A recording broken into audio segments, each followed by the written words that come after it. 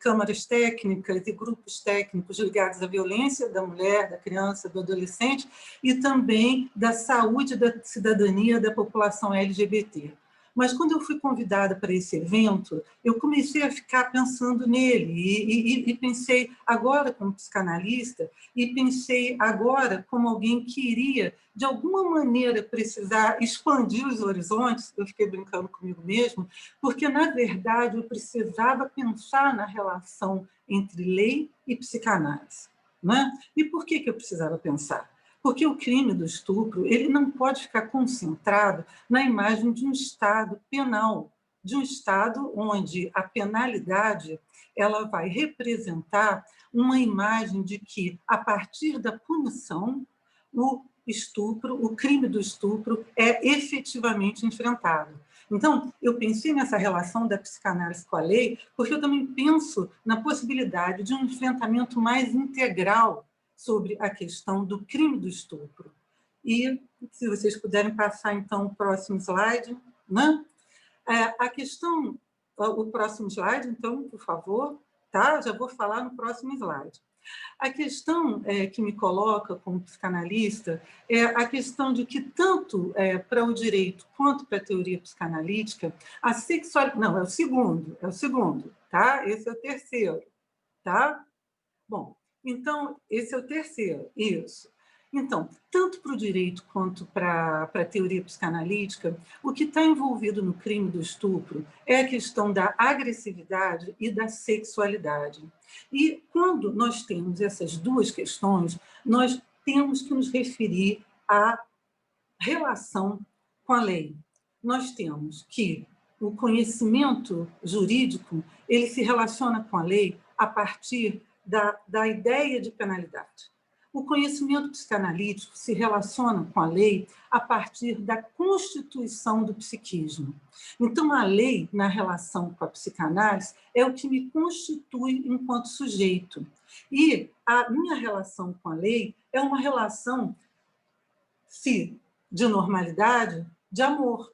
Porque, de certa forma, a lei identificada, introjetada, ela vai me fazer entender que eu sou separada do outro, que o outro é diferente de mim.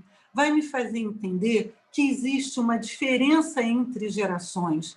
Vai me fazer entender que existe uma interdição ao incesto. Vai me fazer entender que eu não sou completa e que não há algo completo e que vai me completar.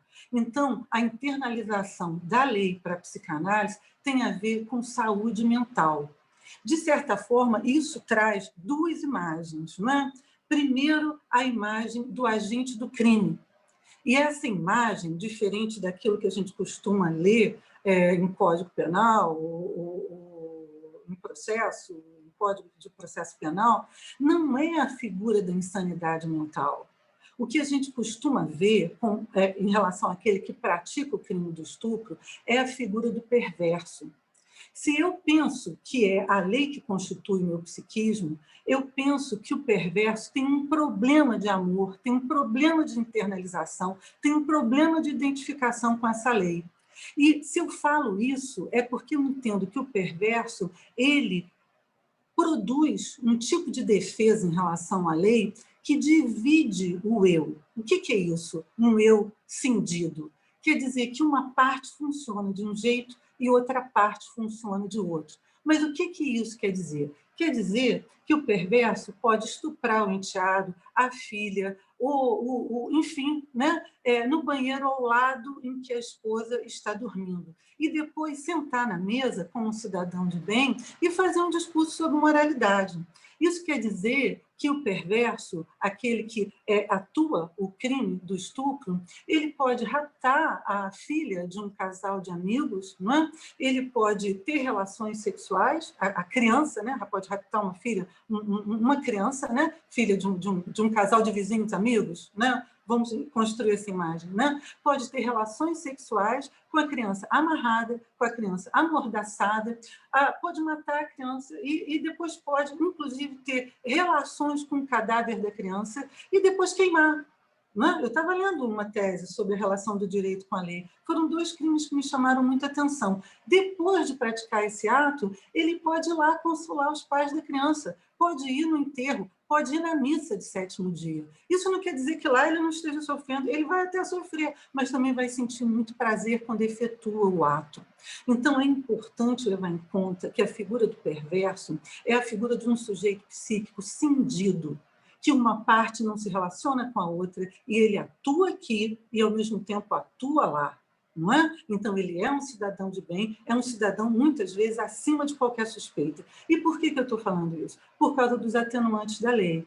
Porque é muito comum a reincidência de um estupro quando há um atenuante e o crime, né, o criminoso, ele alcança uma determinada forma de poder estar em liberdade, né, e ter a oportunidade de praticar novamente. E é também importante pensar, porque a questão da perversão não é uma questão resolvível, não é uma questão tratável, é uma questão muito estável, porque é um prazer condicionado à contenção de uma ansiedade. Muitas vezes se fala, então, que o estuprador foi aquele que também sofreu abuso na infância. É verdade, alguns casos sim, mas não todos. Eu já atendi pedófilos, é verdade, os que eu atendi foram abusados na infância. Mas eu sei também que, apesar do estupro ou do abuso reproduzir aquela cena sofrida na infância, há também um tipo de ansiedade que a repetição do estupro contém. Então, de alguma maneira, é uma repetição incontrolável. Não é? Então, Freud tem aí esses textos sociais, em que, inclusive, eu quero chamar a atenção para o Rascunho N, de 1897, que é uma carta que ele envia para um amigo dele chamado Fliss, que ali ele já fala da interdição do incesto e da relação da interdição do incesto com a civilização. Esse trecho que eu coloquei foi um trecho onde o homem é o lobo do homem, porque ele fala justamente de uma maneira muito enfática e muito impactante sobre a questão da agressividade e da sexualidade. Podem passar o próximo, por favor? Que é o do triângulo. É o do triângulo, o próximo. Pois é. Então, aí eu fiquei pensando na demanda da Renata, né? Que ela me falou sobre a questão da cultura da violência. E a gente tem essa intercomunicação do triângulo, né? Porque se a gente pensa que a agressividade e a sexualidade na figura do crime está ligado à violência, nós temos que pensar um pouco, né? Por exemplo, quando o estupro está ligado a uma violência direta, não é? Ele está ligado àquilo que importa para a epidemiologia, né? São as tantas mulheres estupradas, ou crianças, ou homens, por minuto. E aquilo vai escambar num tratamento epidemiológico, que vai poder gerar políticas públicas. Quando a gente pensa numa violência estrutural, a coisa fica mais complexa, porque não existe um fato, não é? Não existe ali o crime para ser quantificado, mas existe uma questão de inequalidade. Então, você vai ver que, numa determinada região, um número maior de estupros acontece, que nessa determinada região há mais mulheres negras, que nessa região não tem escola. Então, a questão da desigualdade social, a questão do acesso a bens de cultura, de saúde, de educação. Então, a violência estrutural faz parte de um processo de dominação que coloca uma certa população numa situação de vulnerabilidade. A cultura do estupro, ela alimenta tanto a violência direta quanto estrutural, porque a cultura do estupro, ela legitimiza a violência. Então, a cultura oferece símbolos para esse tipo de ansiedade dos perversos, por exemplo, né, que empurram e justificam para uma ação, uma agressividade, uma sexualidade que não é sublimada pela cultura, que não possui símbolos que facilitam uma sublimação. E, de certa forma, a violência que surge de uma forma direta ou estrutural, ela está ligada à cultura, porque ela está ligada a essa legitimização. Não é? Podemos passar, então, adiante. Né? O próximo slide. Não é? Então, entendendo cultura como diferente da civilização, né, o processo civilizatório tem a ver com tecnologia, tem a ver com bens de consumo, tem a ver com instituições, o processo civilizatório tem a ver com a estruturação da instituição da família, não é? E a cultura ela tem a ver com um sentimento de si.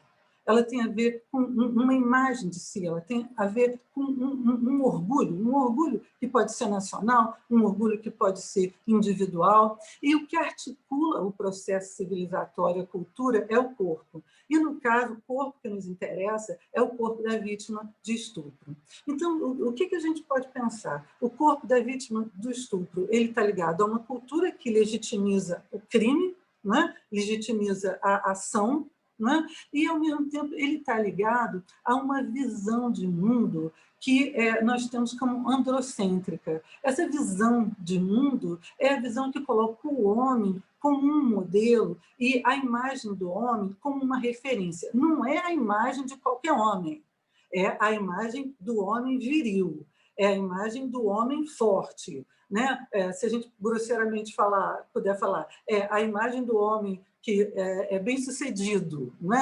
Então, aquela população de homens que não tem emprego, aquela população fracassada, seria uma população à margem dessa visão de mundo androcêntrica, não é? E cada vez mais produzida essa marginalidade, porque o capitalismo neoliberal e toda essa questão da pandemia e tudo mais está produzindo uma pobreza cada vez maior. Mas a visão do mundo androcêntrica, ela construiu os pressupostos do patriarcado. Não é? Os pressupostos do patriarcado eles ficam muito concentrados na imagem da família nuclear burguesa, fica muito concentrado na legitimização da dissimetria. O patriarcado se impõe a partir da legitimização e da naturalização das diferenças pelas forças de coerção. Não é?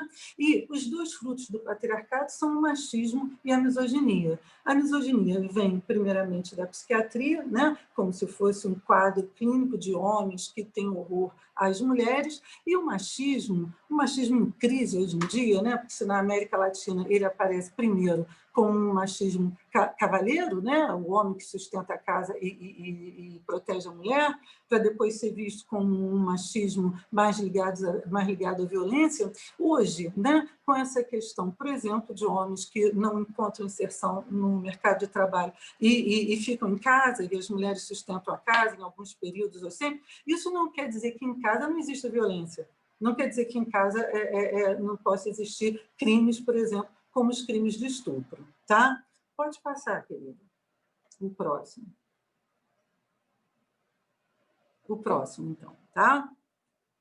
Que é o corpo objetificado. O próximo slide. Então, que corpo é esse corpo do estupro? Né? É um corpo num novo cenário de guerra. Não, é o anterior. Esse é o feminicídio. É o anterior, tá? É o corpo objetificado. Tá bom? Eu vou falar do corpo, isso, né? Então, o que me chama muita atenção é que, diferente daqueles soldados, né, que são capturados pelo exército inimigo, estuprados, ou daqueles soldados que vão e estupram as mulheres, como estupro de guerra, o estupro atual, né, ele tem um espectro muito maior de vítimas, né? Quando a gente pensa no estupro de bebês, que é o pai que estupra o bebê morre durante o crime, quando a gente pensa no estupro corretivo, eu fui ter contato com esse fenômeno social quando eu era conselheira no CEDIM, eu não conhecia por ignorância, né, que as pessoas se reúnem em grupo para marcar o estupro corretivo de mulheres lésbicas, não é? Que a lesbofobia, que o homicídio de mulheres lésbicas, não é? Tem a ver com uma certa organização de grupos que não são grupos de psicopatas, não são grupos de homens que têm um diagnóstico psiquiátrico, é um comportamento de grupo, não é? Onde a questão da masculinidade e a questão da violência se propõem a corrigir aquilo que é visto como um desvio. Não é? O estupro prisional, a gente não precisa falar de vulnerável, e o que me chama a atenção, né, e que também é muito comum, é o estupro de mulheres idosas. Então, a questão do corpo objetificado nos coloca mais claro ainda essa ligação entre a cultura e a civilização, entre a cultura do estupro e a civilização marcada pelo machismo, marcada pelo patriarcado, marcada pela misoginia e marcada por uma visão androcêntrica. O próximo, então. Uma outra questão, então, do próximo, né, que é justamente o slide sobre feminicídio, que há 3 tipos de feminicídio que estão intimamente ligados ao crime de estupro, né? O feminicídio íntimo, não é? O feminicídio não íntimo, que acontece em via pública e é mais comum em termos de estatística, e o sexual sistêmico, né, que tem a ver com sequestro de mulheres, com mulheres que são torturadas, ou a questão de mulheres envolvidas com tráfico. Então, é importante fazer essa relação do crime do estupro a partir dessa visão de que o crime do estupro, na relação de crime de gênero, pode estar ligado ao assassinato de mulheres a partir da dissimetria. Né? Vamos lá, então, o próximo. O próximo, por favor. Né?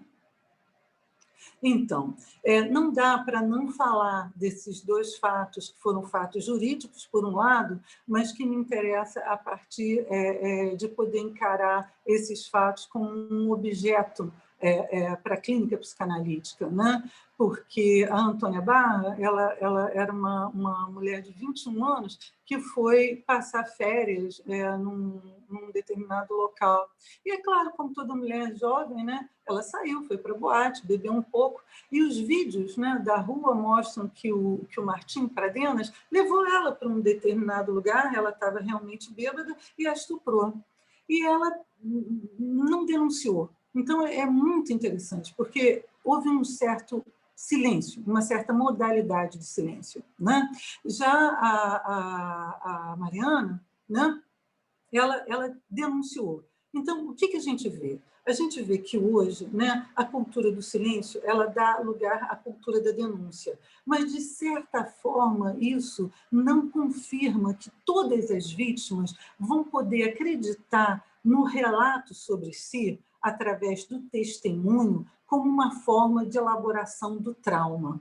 A Antônia Barra, ela contou para amigos através de mensagens do WhatsApp, ela contou para o namorado não acreditou, inclusive gravou a mensagem dela e passou para um grupo maior, e ela se matou um mês depois. Esse rapaz, ele já tinha um histórico de crimes anteriores, e me parece que na audiência, apesar do relato das vítimas, parece que no Chile há um tempo de 5 anos para prescrição, e ele sai para uma prisão domiciliar, ele não sai para uma prisão preventiva. E essa situação mobilizou tanto que foi através do movimento social organizado que houve uma reversão da pena. E houve algo importante no Chile, porque, então, o fato da mulher ou de qualquer sujeito estar intoxicado, isso não quer dizer que ele está permitindo que o estupro aconteça, que ele está consentindo a relação sexual.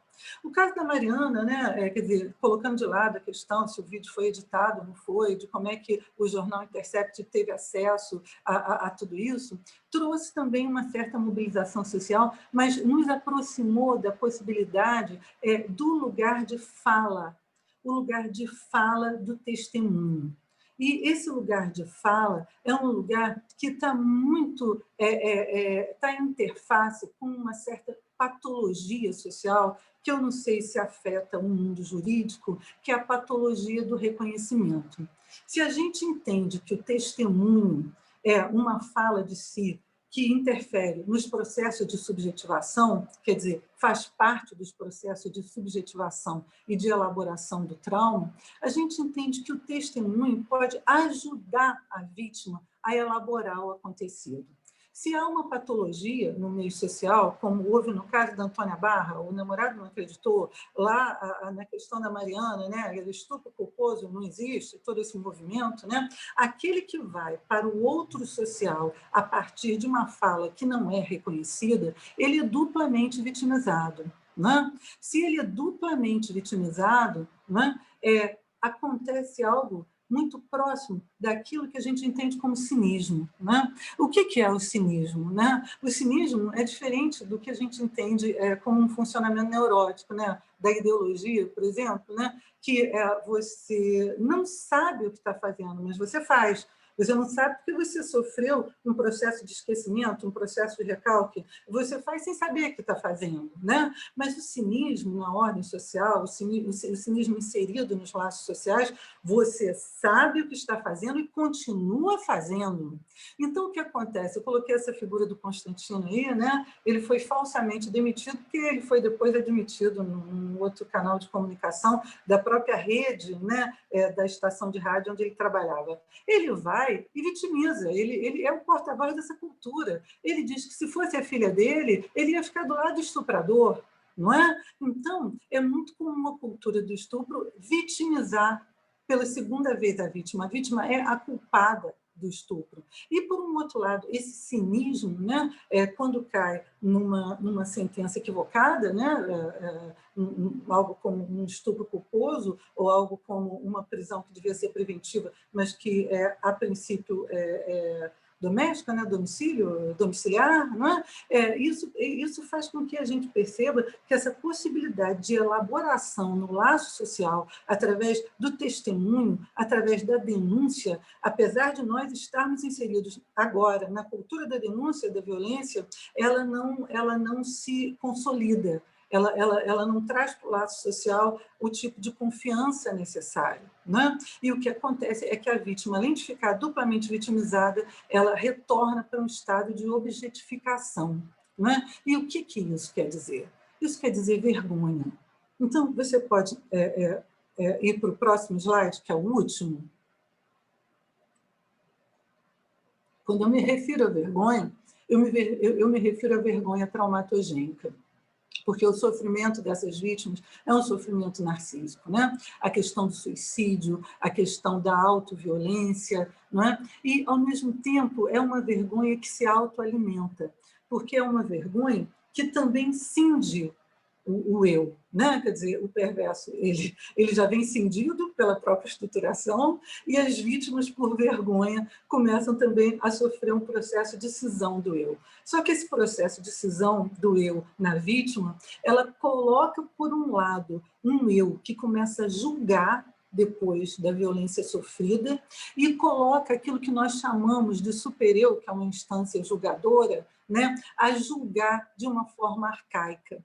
E a vítima começa a sofrer de uma responsabilização onipotente. Eu não devia ter ido, eu não devia ter bebido, eu não devia ter entrado no banheiro e deixado a porta aberta e o meu padrasto entrou, eu não devia isso, eu não devia ter aquilo. E aí o que acontece é algo muito interessante, porque a pessoa começa a fazer um vínculo afetivo, digamos assim, ela começa a fusionar, ela começa a se misturar com o trauma da vergonha, de modo que ela não consegue mais conquistar uma autonomia subjetiva.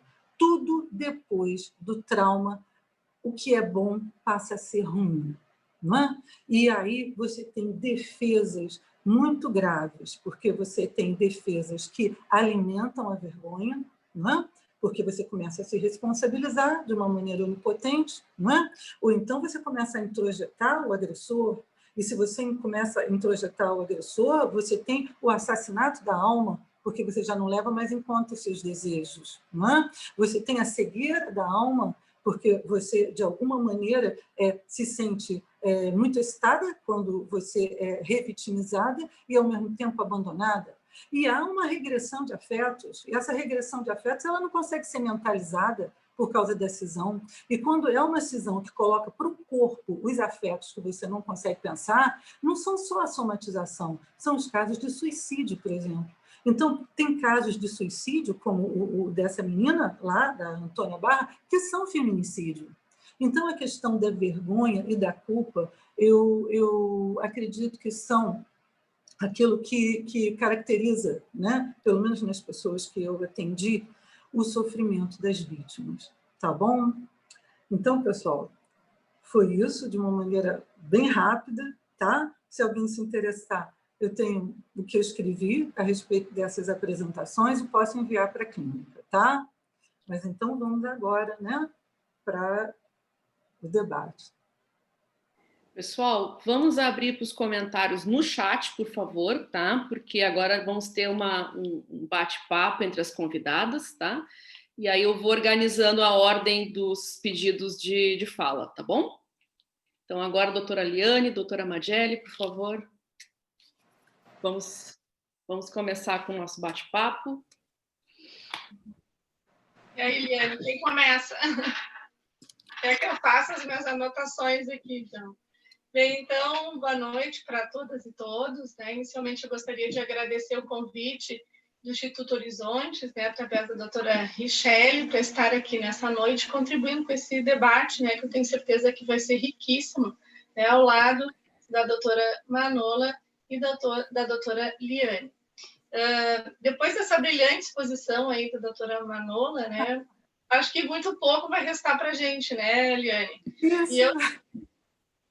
E eu já quero pedir aqui licença para a gente não ficar se chamando de doutora, né? Porque eu acho que a gente aproxima mais, falando aqui na Liane, na Manola, da Richelle, né? E na Mageli. Bem, então, realmente, assim, quando a gente vai falar no estupro, né, de fato, ele é um dos maiores...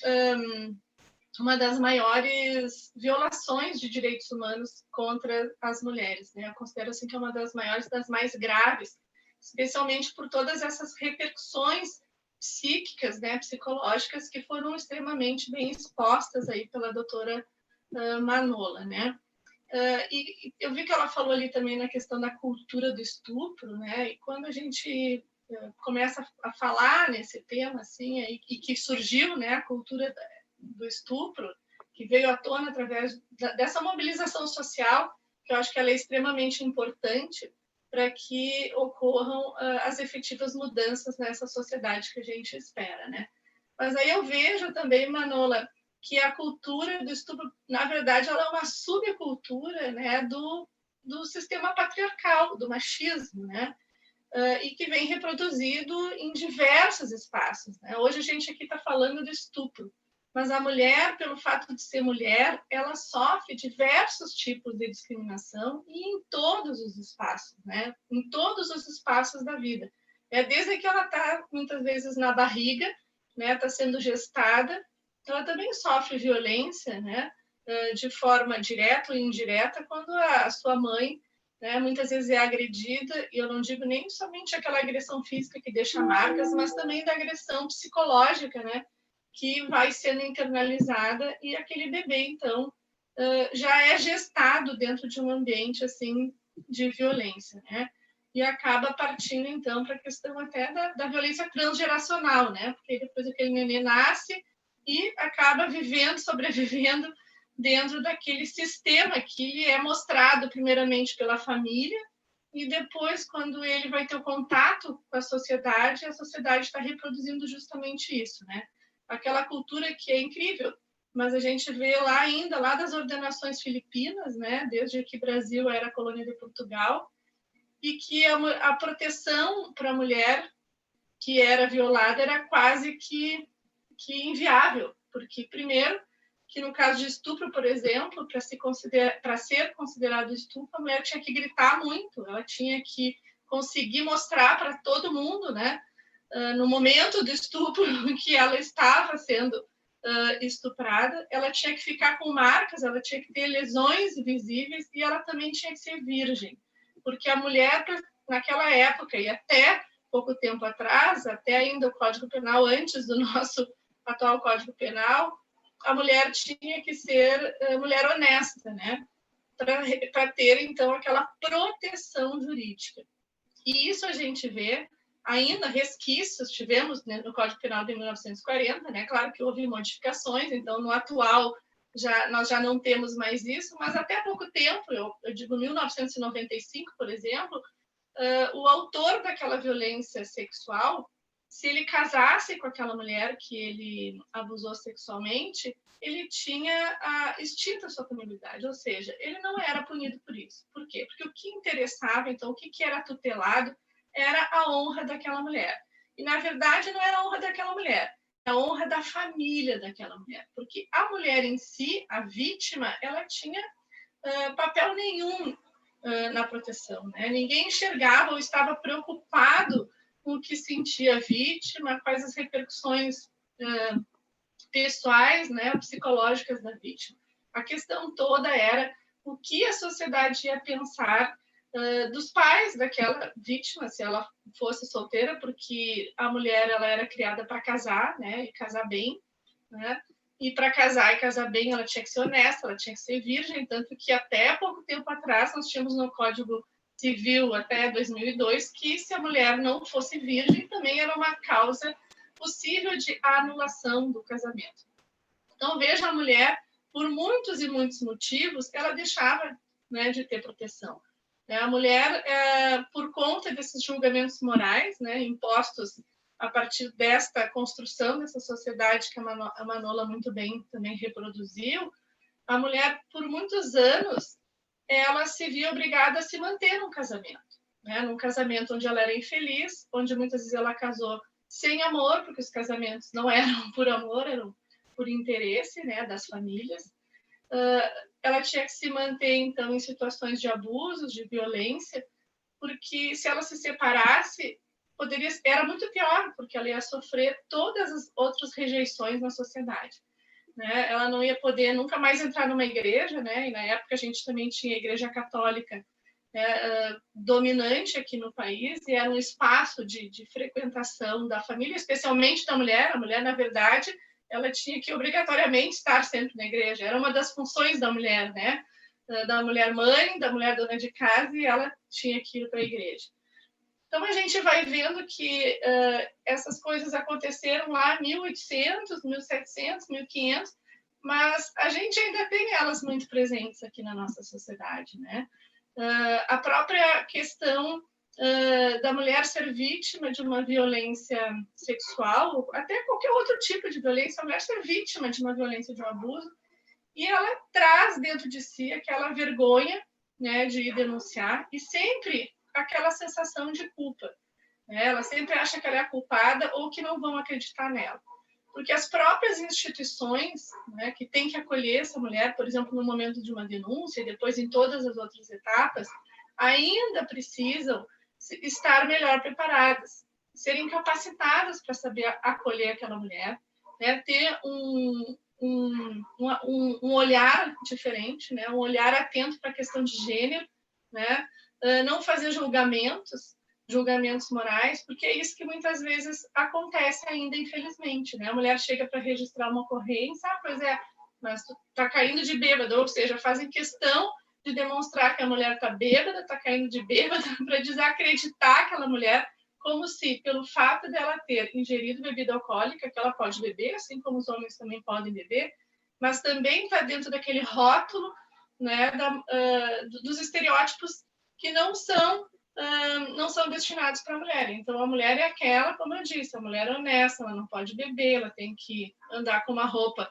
que não seduza os homens, porque, na verdade, a culpa é da mulher, né, de ser estuprada, porque, afinal, ela estava com uma roupa que seduziu aquele homem, ela estava com batom vermelho, unhas compridas, né, então, salto alto, tanto que isso também, de forma contrária, né, muitos homens acabam impedindo que as suas mulheres, né, suas companheiras, suas parceiras, utilizem essas roupas, o batom chamativo, né, justamente porque desenvolvem, então, um comportamento, né, de organizar, de determinar a vida daquela mulher, porque tem na compreensão de que a mulher é dele, né?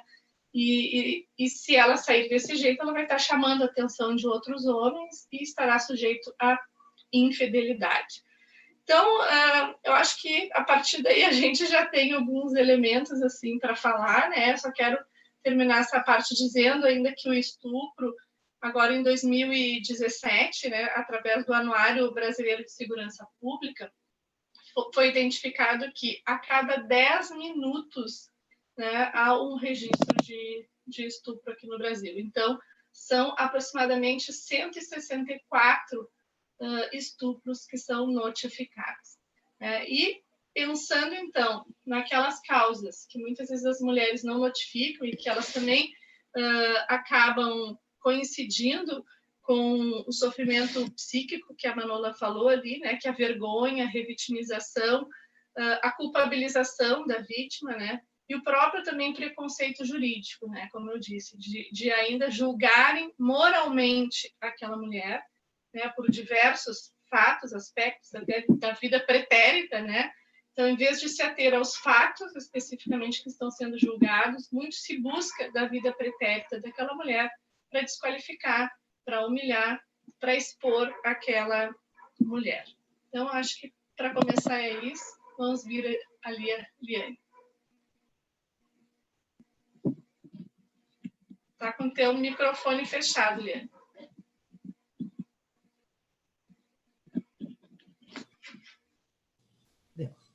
Boa noite a todos. Agora sim, boa noite a todos. Também gostaria de agradecer a Richelle, a Renata, a Madjelle, que é uma juíza que... Depois eu falo um pouquinho nela, não dela, nela, e a doutora Manola, que nos deu aqui uma visão. Eu fiquei... Eu não sei, Manola, eu vou te dizer o que mais me chocou. Foram as imagens ali, quando tem aquelas imagens das várias possibilidades de estupro, né? Ali tu via das crianças na guerra, na não guerra, aquilo foi muito chocante. Ou seja, e a questão da perversidade, eu acho que isso é uma coisa que nós acabamos sempre, de algum jeito, esquecendo desse ser perverso que nos frequenta como seres humanos, esse lado perverso, e que, claro, na questão do estupro, ele se torna flagrante. E eu queria, assim, só para... Não é divergir, na verdade, é diversificar um pouquinho. Eu teria muito pouco a acrescentar em relação a isso, mas eu queria trazer uma coisa que foi um fato que foi um pouco do motivador dessa nossa conversa de hoje à noite, que é o da Mariana Ferrer, o que aconteceu naquela audiência. Eu assisti à audiência e eu não sei quem teve o desprazer de olhá-la toda, mas eu assisti com os olhos, primeiro, de mulher, tá? Não tem como não se olhar aquilo, sendo um ser feminino, de olhar aquela audiência, me identificando, me colocando na posição da Mariana. Eu acho que isso foi o primeiro sentimento. O segundo foi como ser humano, porque o que aconteceu lá fere a todos nós. E o terceiro foi como advogada, e é como advogada que eu gostaria de poder colocar, porque a regra jurídica, a penalização ao estupro, por óbvio, faz parte do nosso Código Penal, as regras, todos nós sabemos, há punição prevista, e eu penso que nós já melhoramos muito, de 50 anos atrás, 20 anos atrás, nós melhoramos muito, porque esta geração que está vindo, né, a geração dos nossos filhos, essa geração que está lá entre 30 e 40 anos, já é uma geração infinitamente melhor. Esses homens que as nossas mães já criaram e que nós estamos criando, eles já não têm essa ideia do machismo. Eu penso, eu acredito nisso, porque eu vejo nessa geração uma alteração significativa, mas é claro que a grande maioria ainda, isso ainda vinga entre nós. Mas o que aconteceu naquela audiência que foi o mote de ter tanta gente conversado sobre isso, tanta gente discutido e tanta gente brigado sobre isso? Foi um dos maiores, né, nas redes sociais no Brasil inteiro, as pessoas falando. Porque eu penso que nós precisamos fazer uma divisão muito, muito clara em relação ao que aconteceu lá. Por quê? Uma coisa é nós dizermos, ele é um estuprador e foi, aspas, inocentado por uma coisa absurda que não consta na audiência desse estupro culposo. Não existe isso, todo mundo sabe, e não houve julgamento ali como estupro culposo. Mas, de todo jeito, eu acho que nós temos que fazer uma divisão entre ele é um estuprador ou ele não é. Não sei. Nós não temos acesso a todas as provas, nós não sabemos tudo o que aconteceu, então, seria incorreto nós dizermos, sim, o juiz errou, o promotor errou, nós estamos vendo que ela foi vítima de estupro. Provavelmente sim, mas nós não podemos, assim, com verdade interior, dizermos que está tudo errado e que, bom, tem que apagar aquilo tudo.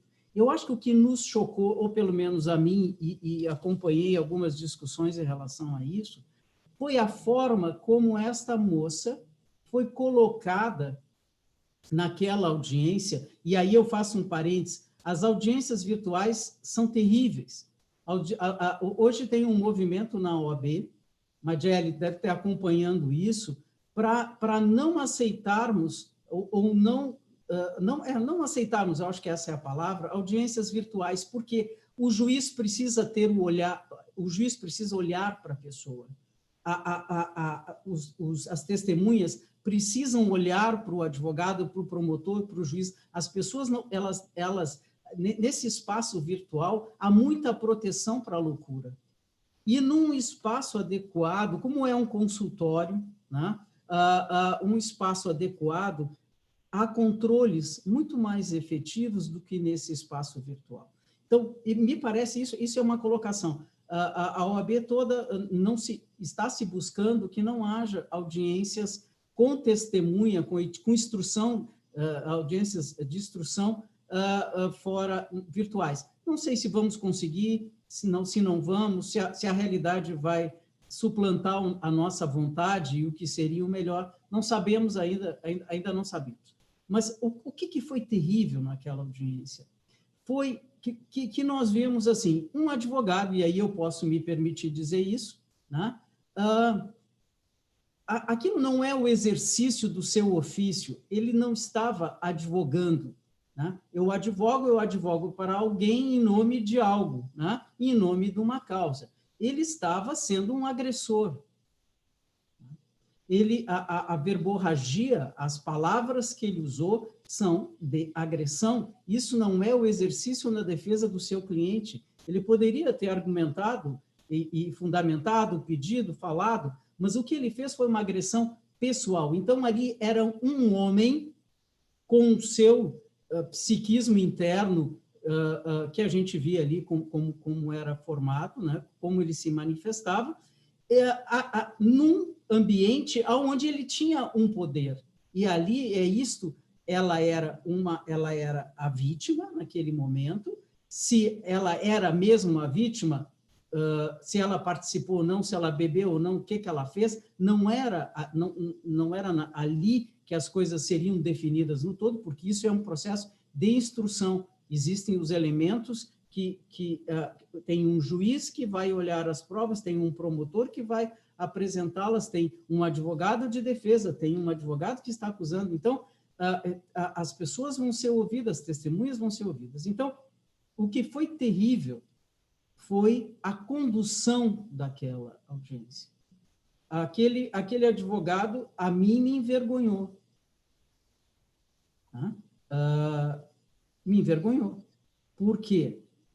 Ele não poderia ter dito, ele não teria a permissão no exercício do seu ofício de dizer aquelas frases e aquela reação absurda.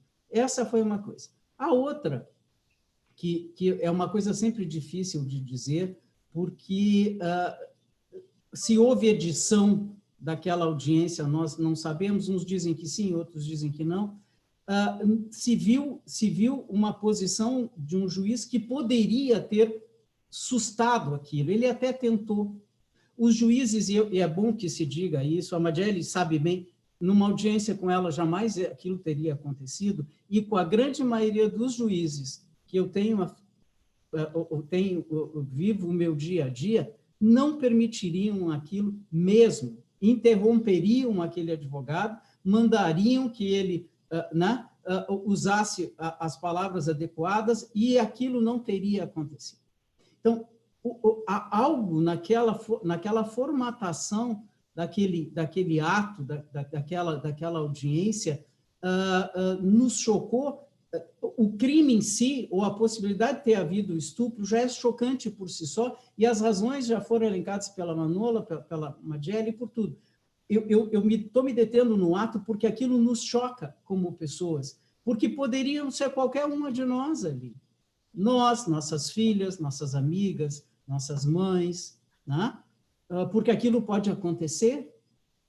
Então, o maltrato, aquela moça sofreu um segundo estupro.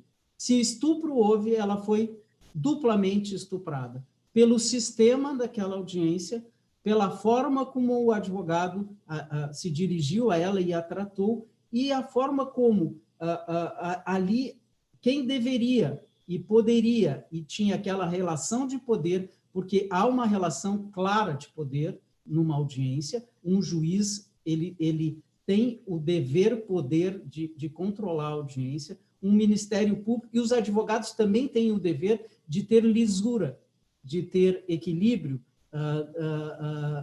Tem juízes que digam assim, olha, doutor, o senhor vai continuar, vou encerrar por aqui, ou não é, Madiele? O senhor se retira, não vamos continuar. O promotor ele tinha o dever funcional de proteger aquela moça, não importa se ela era vítima ou não, ela estava testemunhando, ela estava sendo ouvida. Então, eu encerro dizendo que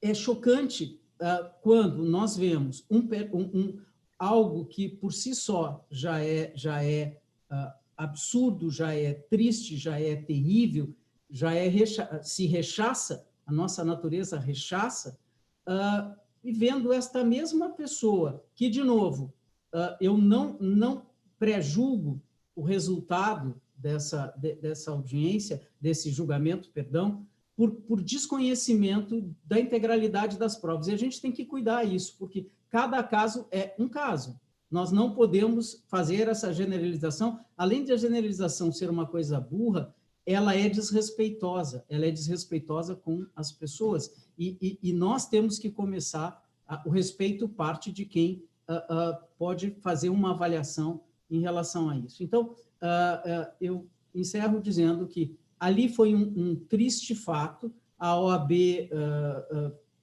está tomando as providências que entende cabível, é claro, com direito de defesa, com interpretações, a júris da mesma forma, etc. Todas as entidades de classe do Ministério Público também, as pessoas estão tentando entender o que aconteceu, para quê? Porque a única coisa que pode se fazer é não repetir isso, né? Não deixar, todo mundo vai lembrar nos próximos muitos tempos, né, o que aconteceu com essa moça e o segundo estupro, que se estupro houve. Eu não sei se houve o primeiro, me faltam dados. O segundo, eu não tenho dúvida que aconteceu, que foi um estupro moral, que foi um estupro psíquico, ela foi literalmente agredida, sem a defesa do papel, e o Estado, ao meu olhar, falhou na defesa desta pessoa como uma cidadã, porque podia ser um rapaz que tivesse sido estuprado. Eu nem acho que a condição feminina agravou o fato de ser mulher, mas o estupro também poderia ter sido em relação a um homem. É isso. Pessoal, eu vou falar alguns comentários que já tem no chat aqui. A Jaqueline comenta, gostaria que a doutora Manola comentasse um pouco mais sobre a cisão, no caso da vítima, e aí eu já vou emendar que a doutora Rosa Lang colocou o seguinte, quais as repercussões na personalidade de um menino e da menina em relação ao abuso sexual, que daí já emenda uma pergunta na outra, né? Deixa eu ver se tem mais algum comentário aqui. Tem um que eu achei bem interessante, que foi sobre um podcast. A Caliane fala do podcast Praia dos Ossos, que aborda sobre feminicídio de Ângela Diniz e tem uma discussão jurídica necessária. O que mais? A Júlia também comenta, por outro lado, a sociedade passou a conhecer como funcionam as sessões de audiência. O juiz deixou o advogado humilhar a vítima. O que mais aqui? Penso que nos choca também, até por não haver nenhuma outra mulher na audiência. Tá bem? Então vamos, doutora Manola foi provocada aí sobre a questão psicanalítica, né? Da cisão. Primeiro, um abração para Rosa Lang, né? Poxa, muito legal, Rosa. Não é? Vamos ver se eu consigo falar um pouquinho. Essa questão da cisão no psiquismo da vítima, eu tomei contato com ela quando eu conheci um autor chamado Leon Usmer. Ele morreu, inclusive, ano retrasado, um psicanalista americano. Ele fazia trabalho, porque era judeu, com sobreviventes, vítimas do Holocausto, de famílias, né, de sobreviventes do Holocausto. Então, a questão da vergonha traumatogênica, ela surge a partir do entendimento que a vergonha é uma experiência afetiva que pode não ser metabolizada. Metabolizada, a gente usando a imagem do aparelho digestivo, né? Quando você come algo e não consegue metabolizar, aquilo fica por aqui. E, de certa forma, quando isso acontece, há problemas implicados com um processo de representação do afeto. A vergonha traumatogênica, ela não possui uma representação que dê possibilidade para a vítima de elaborar o trauma. E ela, de certa forma, produz essa cisão porque ela passa a se retroalimentar de um julgamento que a vítima faz diante das reações que ela poderia ter acontecido, que ela poderia ter tido e não teve, não é? Das situações que ela poderia ter evitado. E, de alguma maneira, um outro lado, digamos, uma outra parte, começa a se envolver com a situação traumática a ponto de construir uma relação afetiva de tal forma que toda vez que ela tenta ter autonomia subjetiva em relação ao trauma, ela começa a viver uma angústia de separação. Então, a cada passo em relação a uma autonomia, ela retrocede. E aí a vergonha se retroalimenta. É uma cisão na medida em que você observa o que aconteceu e começa a se responsabilizar de uma forma onipotente, e, por um outro lado, você se julga pelo que aconteceu e não consegue se separar através de uma elaboração psíquica, conquistando autonomia emocional, elaborando o trauma. Então, nesse sentido, é que esse psicanalista explica a questão da vergonha traumatogênica que produz a cisão e que tem esse efeito, que é um efeito traumático ligado à regressão dos afetos. Tá? Agora, Rosa, eu me lembro muito, quando você fala, né, quais as consequências para o menino desse paciente que eu tive, que era pedófilo, né? A questão com ele, que é a questão da clínica, que eu poderia te falar, e ele me deu um consentimento, inclusive, é por isso que eu estou falando, eu já escrevi um artigo sobre ele, que foi publicado na Revista Brasileira de Psicanálise, né? A questão ligada à identidade, né? Mas a identidade a partir daquilo que a gente compreende como sendo o fruto de um processo de desidentificação com o corpo da mãe. Então, o que eu percebi é que ele tinha problemas de identidade, não é? Porque ele não suportava também essa questão das ansiedades relativas à desidentificação com o corpo da mãe. Tá? Então, essa é a maneira que eu teria de te responder. Agora, eu posso só falar uma coisa? Em relação à última fala da colega, a advogada? Posso falar? Né? É que me chamou a atenção, ela percebeu. Pode, não? Não, então eu falo depois. Claro que pode, sim, claro, sim. Né? É a questão da diferença entre perversão e perversidade. Não é? Porque quando ela fala da audiência, ela está falando de algo muito próximo a ataques, muito próximo à hostilidade, muito próximo àquilo que a gente entende como destrutividade, de revitimização, enfim, de não levar em conta o ser humano, algo muito próximo da desumanização, da objetificação do outro. E isso é uma característica da perversidade. O que é a perversidade? Você pode ser um perverso, né? Ir lá ter um comportamento sexual que infringe as normas da civilidade. Mas você não precisa, nesse comportamento perverso, matar. você não precisa ter intenção de destruir. Você pode, por exemplo, ficar só na onda de ter o prazer sexual. Quando a questão envolve a perversidade, a gente se encontra com essas situações de cinismo, onde, num determinado ambiente, o ser humano tem que ser protegido pela lei e é desprotegido. Então, o que aconteceu? O Supremo Tribunal se manifestou, o Conselho Nacional de Justiça se manifestou, e o advogado teve um ambiente altamente permissivo para usar termos do tipo posição ginecológica e coisas desse tipo, ao se referir a Mariana. Então, o que acontece nessa reprodução, né? A cultura da violência empurra para uma reprodução da perversidade, que é o aspecto destrutivo, é aquele relativo ao ódio, que pode ocorrer em figuras perversas, em situações perversas ou não. Então, o que aconteceu para mim nesse julgamento foi o aspecto destrutivo, não é? O aspecto destrutivo ligado à repetição, justificada pela cultura da violência, mas que tem a ver com destruição, a destruição do direito do ser humano. Desculpa, tá? Mas é que me bateu, eu tinha que falar. Tá? Uma pergunta aqui, esse conceito de vergonha traumatogênica, quem é o autor, assim, quem é que idealiza esse conceito? Leon, L-E-O-N, Usmer, W-U-R-M-E-R.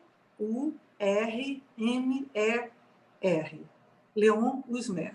Ele tem livros a respeito do vínculo do sujeito com o próprio trauma, com esse superego arcaico, que é o superego regredido, que te julga. Ele é muito bom. Tá certo. Não é Leon Urmer, não. É W-U-R-M-E. W-E-R. Tem um S. M-E-R. Não é Wurzner. Assim. Tá. Eu tenho uma pergunta aqui que eu acho que pode ser muito geral, assim, interessante, que é o seguinte. Se tu tiver um familiar que tu sabe que está vivendo uma situação de violência doméstica, tá? E tu não tem muito acesso a esse familiar, mas tu sabe que está passando por essa situação.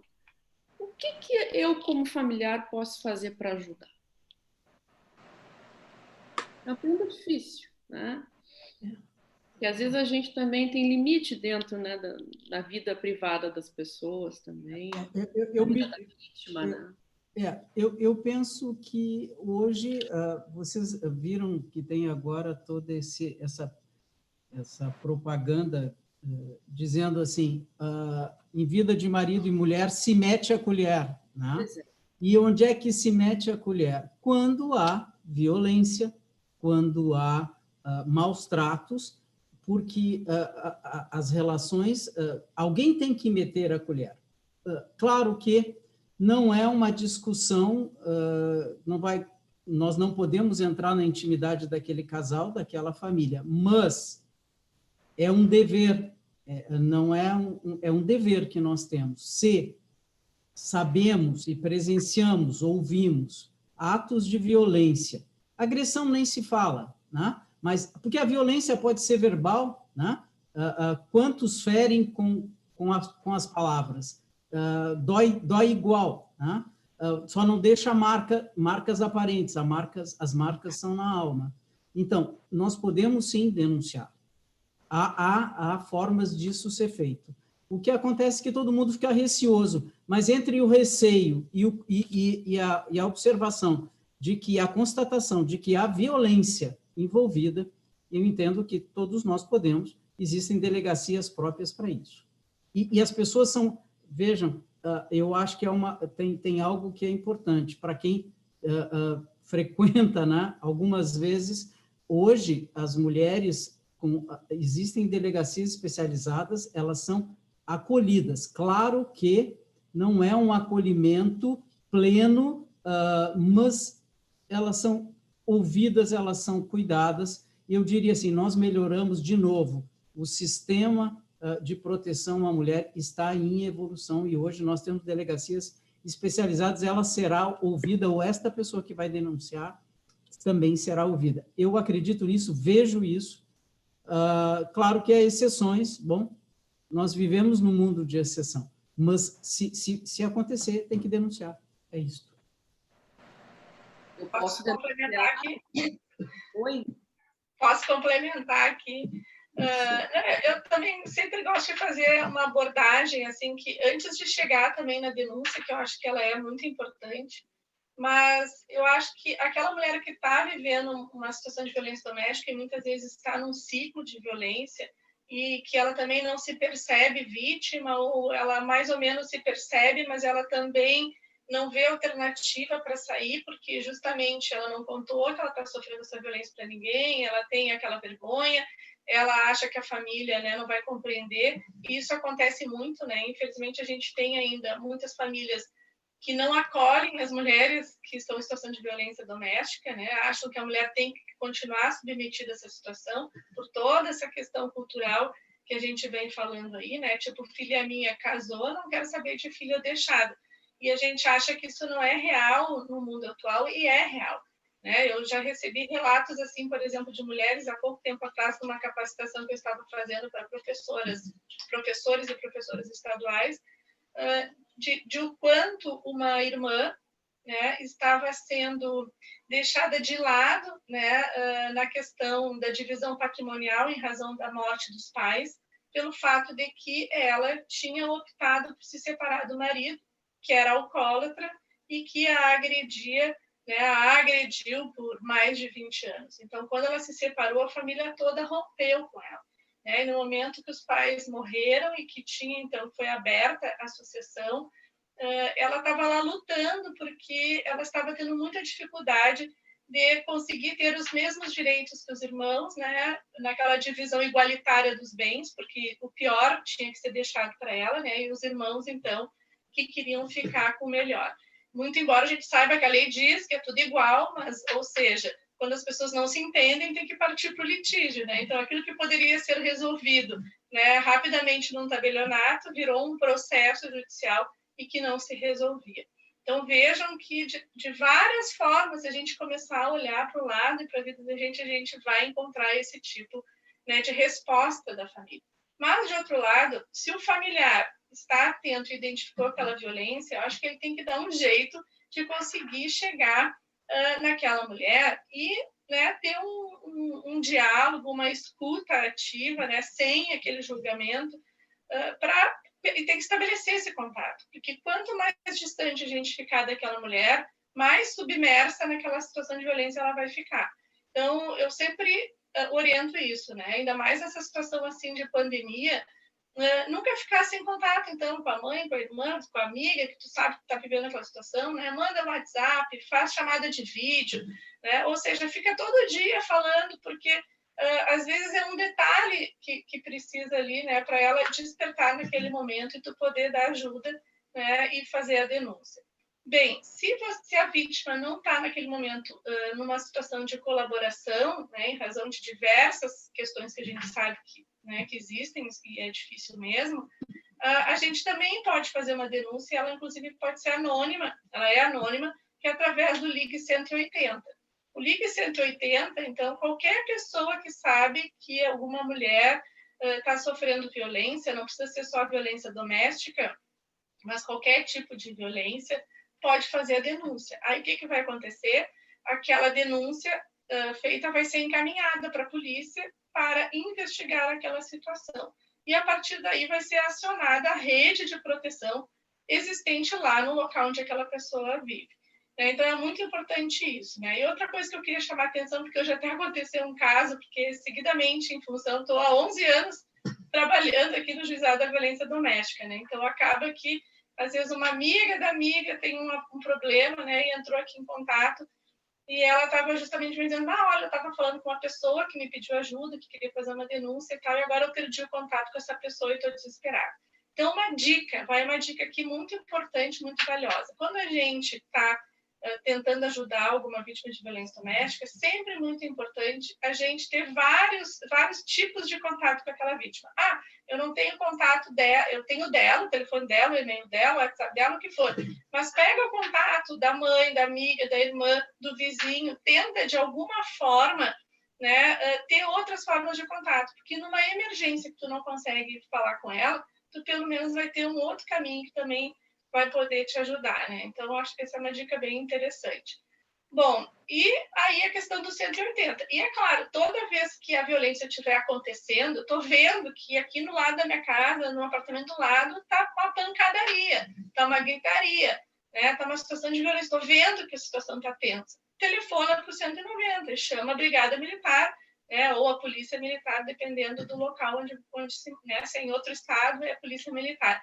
E aí a polícia vai vir, então, para prestar o socorro para aquela mulher. E a gente tem que ter essa atuação ativa, porque esse é um dos grandes propósitos da Lei Maria da Penha. Trazer para a sociedade, para a família, não só mais para o Estado, a obrigação da gente prevenir de combater a violência contra a mulher. Então, eu tenho que exercer também o meu papel de cidadão e de cidadã, né, que é ser protagonista, né, na proteção dessas mulheres. E quando eu falo mulheres, também assim, é mulheres, é meninas, porque a violência está muito presente, gente, nos jovens, nos adolescentes, especialmente a violência através das redes sociais, né, aquelas publicações daqueles vídeos, da pornografia, da chamada pornografia da vingança. Então, é uma coisa assim gravíssima, que assim como o caso lá que a Manola falou do suicídio daquela moça que foi vítima de estupro, a gente também aqui no Rio Grande do Sul, infelizmente, já teve casos, né, noticiados pela imprensa de vítimas que foram expostas e também foram levadas ao suicídio por conta disso. Eu posso fazer uma pergunta para a Magélia? Né? Claro. O dispositivo jurídico, né, tanto da Lei Maria da Penha como a Lei de Feminicídio, apresenta uma questão que é quase que paradoxal, né? Não diminuiu o número de ocorrências. Por um lado, parece que é como se elas fossem epidemiologicamente computadas, né? Você não tinha essa epidemiologia, né? Mas, ao mesmo tempo, você vê que, apesar do dispositivo jurídico existir, né, ele não diminui. Algo em relação à penalização do agressor poderia explicar isso? A questão do feminicídio, ele é bastante cíclico, né? A gente tem que analisar, acho que dentro de contextos. Por exemplo, aqui no Rio Grande do Sul, agora, a gente teve algum momento neste ano em que houve um aumento. Agora, o último dado que a gente teve de outubro, houve uma redução de quase 60% de feminicídios em comparação com o ano passado, né, no mês de outubro. Então, é muito cíclico e realmente é algo que nos intriga para saber exatamente o que move, né, o aumento do feminicídio. Mas algo assim que é muito importante, que eu acho que a Lei Maria da Penha ela veio sim para marcar isso, é o quê? Que as medidas protetivas, elas efetivamente salvam vidas. Em todos os estados do Brasil, a gente vai ver que aquelas mulheres que morrem são aquelas mulheres ou que nunca denunciaram, nunca fizeram registro de ocorrência, ou que fizeram registro de ocorrência e não pediram medidas protetivas, né? Ou que se reconciliaram com o ofensor e voltaram para o ciclo da violência. Então, é muito importante isso, né? E a gente não tinha as medidas protetivas. E por que hoje a gente vê assim, houve um aumento de registros de ocorrência de violência doméstica? Houve um aumento? Bom, antes a gente não tinha o registro, porque eu não tinha uma delegacia especializada para a mulher, né? A gente teve a primeira delegacia especializada para a mulher em 1980 em São Paulo, justamente em decorrência de todo o movimento feminista após o caso ali da Ângela Diniz, que é justamente o que vocês estão falando ali do podcast, né? Então, a partir dali que houve uma explosão, então, do movimento feminista para se criar espaços para que aquela mulher pudesse fazer essa denúncia. Mesmo assim, com a criação de poucas delegacias especializadas no Brasil, ainda era muito pouco. Por quê? Porque a cultura não mudava. Então, o que a gente vê? A gente vê que se cria lei, que se cria equipamentos de acolhimento, se cria um espaço de acolhimento, mas a cultura não muda. Então, o Estado está intervindo aonde? Intervindo depois que a coisa acontece, depois que o crime acontece. E para a gente evitar, então, que aumente a violência, o nosso investimento muito intenso tem que ser na prevenção da violência, né? Então, a gente tem que trabalhar isso, na desconstrução de toda essa cultura aí, da dominação, do machismo, da violência, né? Do é minha, não é mais de ninguém. Então, isso é algo que a gente tem que investir, né? A começar pelas escolas. E aí a gente tem um grande impasse que vem se falar que a gente não pode falar de gênero na escola porque, né, a gente está falando de ideologia de gênero. Então, começa por aí, que as pessoas já começam a confundir a coisa e isso acaba empacando essa cultura da transformação e do desenvolvimento que a gente quer, né? Aumentou um monte de denúncia, por quê? Porque as pessoas que têm efetivamente contato com a Lei Maria da Penha, elas estão vendo que onde se há denúncia e onde há o deferimento de medidas protetivas, a rede está dando conta da proteção dessas mulheres, né? Basta ver pelos números que eu estou dizendo dos feminicídios. Por exemplo, aqui no Rio Grande do Sul, de janeiro até agora, nós tivemos quase 80 mil medidas protetivas deferidas em favor das mulheres, né? Então, vejam, é muita procura e as mulheres que, infelizmente, foram vítimas de feminicídio, mais de quase 90% delas sequer tinham feito registro de ocorrência. Então, esse é um dado aqui do Rio Grande do Sul, para vocês verem assim, como impacta isso, né? Então, a gente tem que trabalhar na prevenção e a gente tem que trabalhar no incentivo a essas mulheres e no apoio da sua rede, né, da sua rede próxima, de fazer essa denúncia e pedir a medida protetiva, né? Então, até porque no momento que eu tenho a medida protetiva, essas pessoas estão dentro do Poder Judiciário. E hoje, Manola, a gente trabalha, não só aqui no Rio Grande do Sul, mas hoje já é algo que já perpassa por todo o Estado, muito na reeducação dos autores de violência doméstica com os grupos reflexivos de gênero. Tem sido uma ferramenta muito eficaz justamente para esse objetivo da Lei Maria da Penha, que é a reeducação, a transformação dos comportamentos. Por exemplo, a gente trabalha aqui em Porto Alegre com esses grupos desde 2011. Fomos praticamente os pioneiros no Brasil dentro do Poder Judiciário, né, desse tipo de intervenção, que não inibe o processo criminal. É algo a mais dentro de uma justiça, né, do processo de justiça. Então, esses homens, dentro de um trabalho de grupo, né, tem toda uma metodologia que a gente elaborou aqui. Então, só para te trazer um dado, de 2011 até 2018, nós trabalhamos com 611 homens. Desses 611 homens, apenas 26 voltaram a se envolver em situação de violência doméstica contra a mulher. Então, é um índice de reincidência de 4, alguma coisa. Nenhuma reincidência que a gente for ver aqui no Brasil, se vocês forem ver os dados, eles chegam até a 70%. Né, incidência em outros crimes. Então, o crime de violência doméstica, ele tem uma característica muito diferente de outros crimes, né? Os autores dos delitos, eles têm outros perfis, né? Então, ele não é necessariamente aquele criminoso, aquele bandido com uma ficha de ocorrência de cima a baixo, né? Ele é o meu vizinho aqui do lado, entendeu? Pode ser a pessoa que está convivendo comigo, né, que fez faculdade, que fez mestrado, que fez doutorado, que não é o pobre, né? Também, claro que a gente tem que ver que, como a gente tem realmente um grande número, a pobreza é extremamente relevante dentro desse sistema, assim como ser negra, né, mulher negra no Brasil e no mundo, né, ela também é um elemento muito importante quando a gente vai fazer a análise da questão da violência.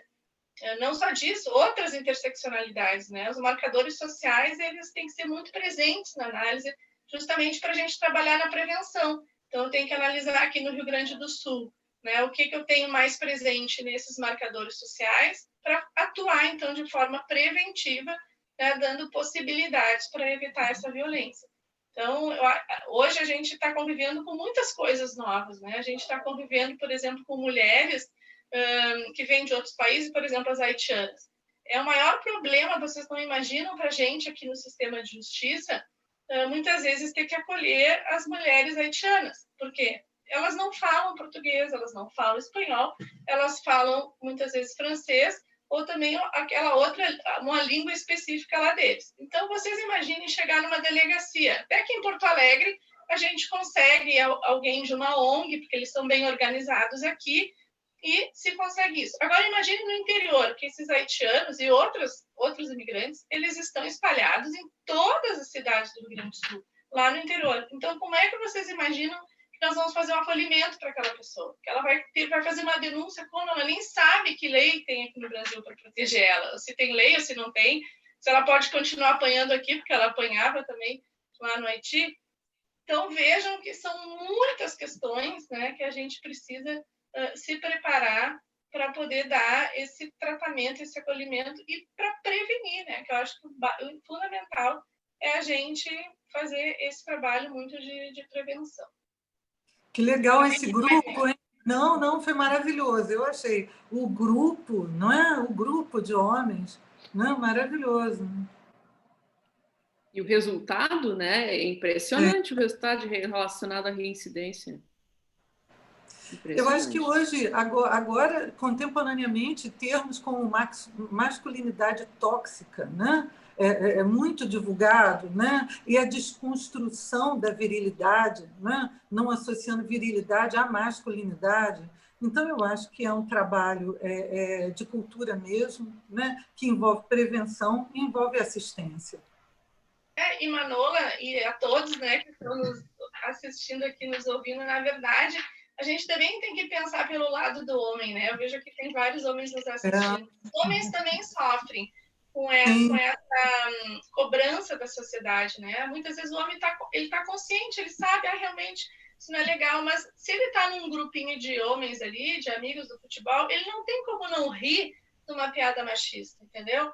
Ele não tem como deixar de curtir ali, sei lá, um negócio, uma postagem de WhatsApp que os amigos do grupo lá, sei lá, do futebol, do tênis, mandou para ele. Por quê? Porque tem toda aquela questão, né, Manola, e a Richelle, vocês que são dessa área aí, da questão do pertencimento àquele grupo, né? Então, esse homem ele vai ter que ultrapassar essa barreira, né? De assumir uma posição mesmo e de não tô nem aí, então, se o grupo não me quiser mais, mas eu quero ser diferente. Até a professora Valesca Zanello, não sei se vocês conhecem ela, é psicóloga lá do Distrito Federal. Muito. Ela é ótima, né? E ela, então, ela tem uma pesquisa que ela fez justamente sobre as postagens, o que os homens compartilham no WhatsApp, né? Então, vocês podem procurar no YouTube, assim, é um vídeo bem interessante onde ela mostra ali o que os homens compartilham, por que eles compartilham e essa dificuldade que eles têm, né, de se desgrudar, né, daquele pensamento ali do grupo, né, de ser diferente.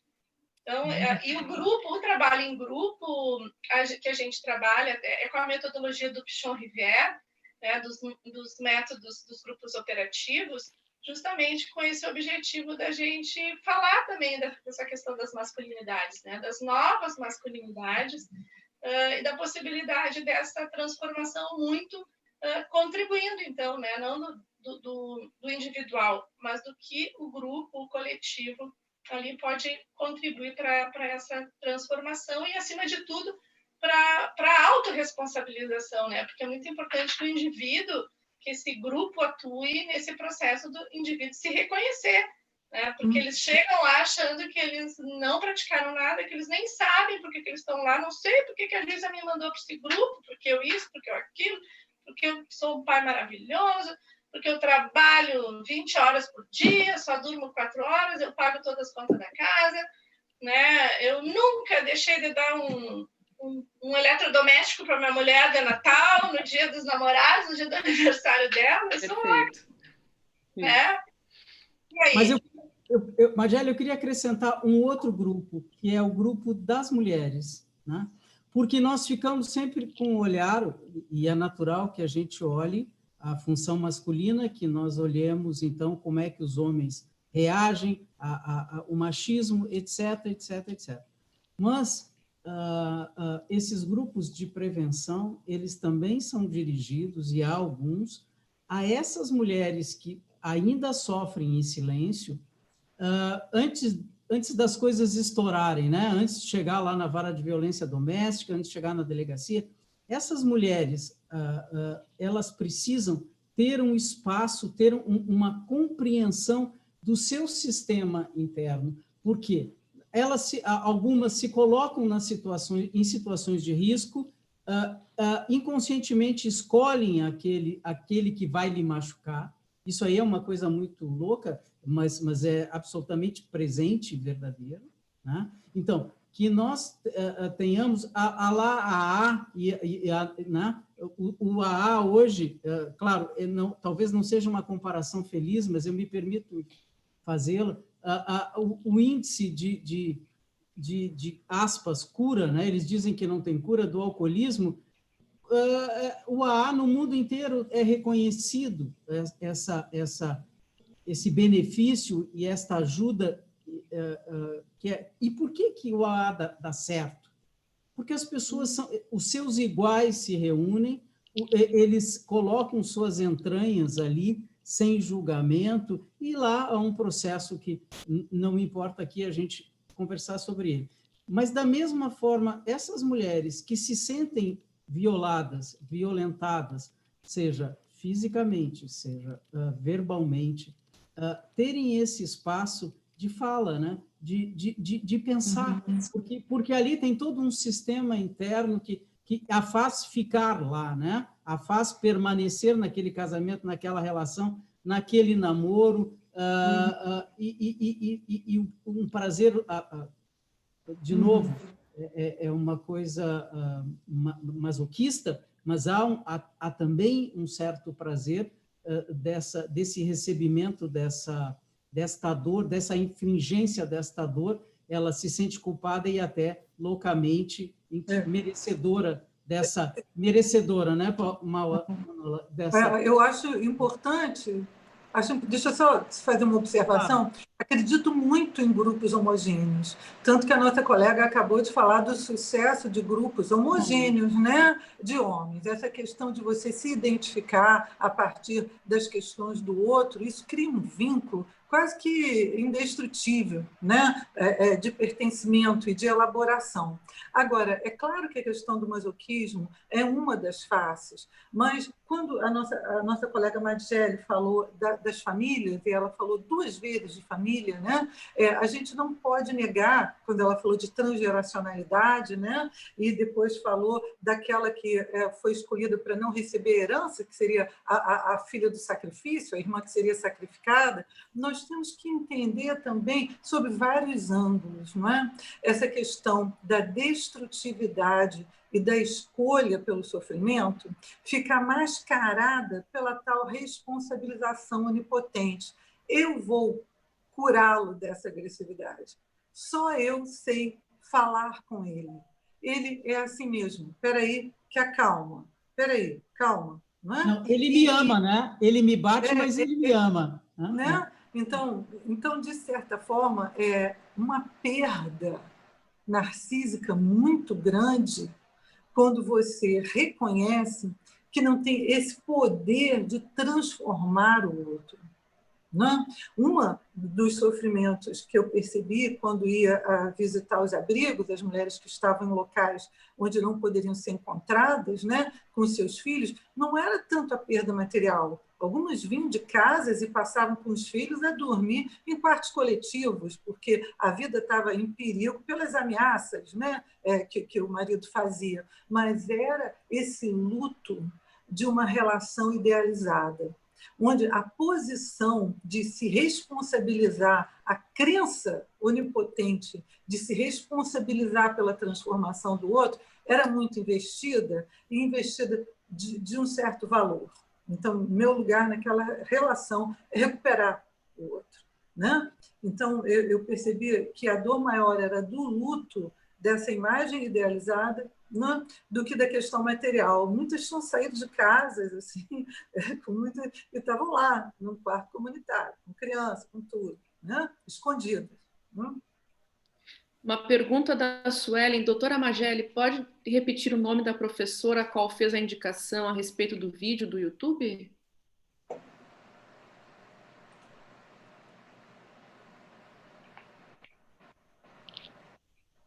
Posso, sim. É a doutora Valesca Zanello, com 2 L.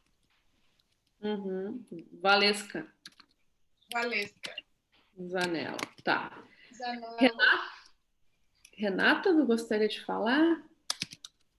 Então, eu quero primeiro agradecer, né?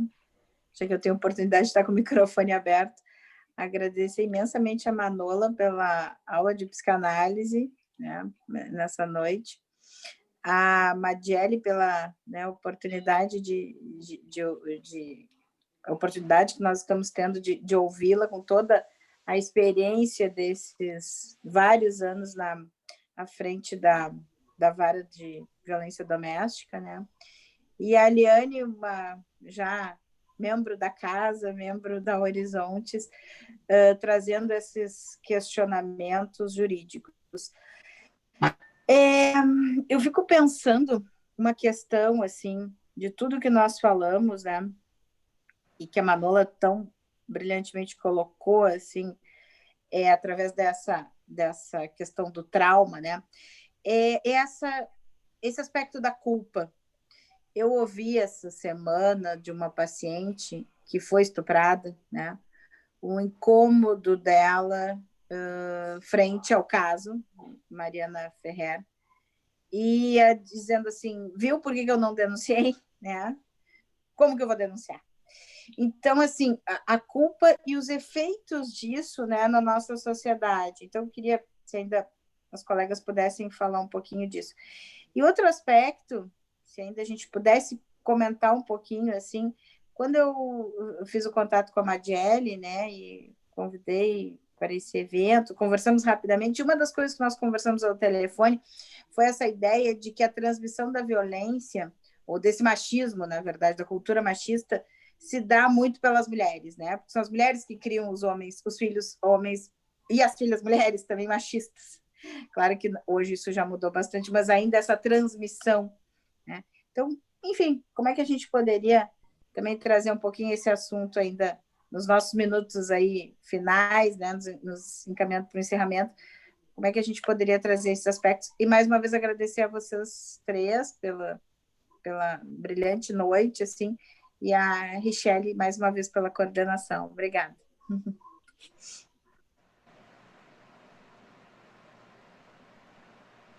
Quem vai responder?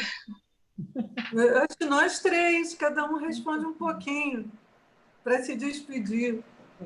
Depois ainda quero falar uma coisinha ali, mais jurídica ali no finalzinho, não pode? Quero um espacinho depois.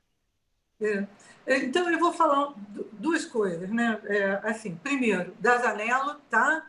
Me apaixonei por ela, porque ela tem uma ideia, não é, de reescrever a nosografia psiquiátrica a partir da perspectiva de gênero. Ali eu gamei nela, assim, total. A questão da culpa, né? A sua paciente falou, vê por que eu não denuncio. Eu não sei se você estava se referindo à culpa a partir do que você sentiu dessa fala da paciente, mas ali a paciente, na verdade, estava te denunciando sobre essa patologia do reconhecimento, né? Essa patologia do reconhecimento que é ligada a um exercício de dominação e sujeição psíquica, porque se reconhece a fala de uns e se retira o reconhecimento da fala de outros. E a luta pelo reconhecimento, ela é uma lógica, não é? Uma lógica presente, porque a vítima elabora a sua posição de vítima, se vendo como vítima no olhar do outro. Então, eu não entendi muito bem, assim, a culpa, se ela se sentia culpada por não denunciar e estava justificando a não denúncia, mas me pareceu que ela justificava não denunciar porque ela está muito consciente dessa falha que existe entre o individual, a situação do trauma, e o grupal. O grupo não dá o apoio, nem poder acolher, né, ou reconhecer o ocorrido. Não sei se foi por aí. Não, eu acho que eu acho que as duas coisas, né? Eu acho que a culpa é frente a não denunciar e, ao mesmo tempo, esse lugar de vítima de não ser reconhecida como tal, né? Que a sociedade não reconhece como tal. Né? Acho que as duas coisas. Só que aí também eu acho que a gente tem que fazer um trabalho para mostrar que... Eu até comentei, acho que foi com a Richelle, não me lembro se foi com a Richelle ou com a Renata, assim, que eu, por uma questão ética, não vou assim, falar sobre esse caso lá de Santa Catarina. Né? Então, eu sou magistrada, eu também integro a Associação dos Magistrados Brasileiros, as apurações, né, estão sendo realizadas em cada âmbito, e se vocês forem olhar as minhas redes sociais, vocês jamais vão ver eu comentando atitude, comportamento de qualquer profissional que seja, né? Seja juiz, seja promotor, seja psicólogo, seja quem for. Né? Eu não vou para a rede social para atacar ninguém e nem para fazer nenhum comentário, especialmente quando a gente está em casa e nem conhece a realidade, né, integral das coisas. Né? E até fazendo um parênteses ali, não especificamente sobre esse caso, então, mas o que eu vejo hoje que a imprensa ela poderia ter um papel muito positivo, né? Justamente até para encorajar mais mulheres a fazer denúncia, as mulheres terem uma outra visão do que acontece de fato se ela for fazer a denúncia, porque esse caso lá, assim como outros que eventualmente aparecem, são casos, com certeza, e a doutora Eliane, que atua há muitos anos no judiciário como advogada, e especialmente no juizado de violência doméstica, né, doutora Eliane, pode dizer, são casos pontuais, né? É absolutamente a exceção. Né? Assim como, infelizmente, a gente vai ter, não só no judiciário, a gente vai estar no posto de saúde, a gente vai ter na delegacia, a gente vai ter no escritório médico, até num consultório do psiquiatra, daqui um pouco eu vou chegar lá e não vou me sentir acolhida, não vou me sentir compreendida dentro daquela minha necessidade. E isso é o que a gente tem que mostrar quando acontecem essas situações. Bom, olha, aconteceu, foi aquele caso pontual, né? Então, quem é que vai dizer que, no caso dessa outra vítima ali, que não está querendo denunciar, vai acontecer a mesma coisa com ela? Né? Então, a gente também tem que trabalhar, eu acho, muito nesse sentido. E a questão das redes sociais, hoje eu vejo, assim, é um perigo muito grande, gente.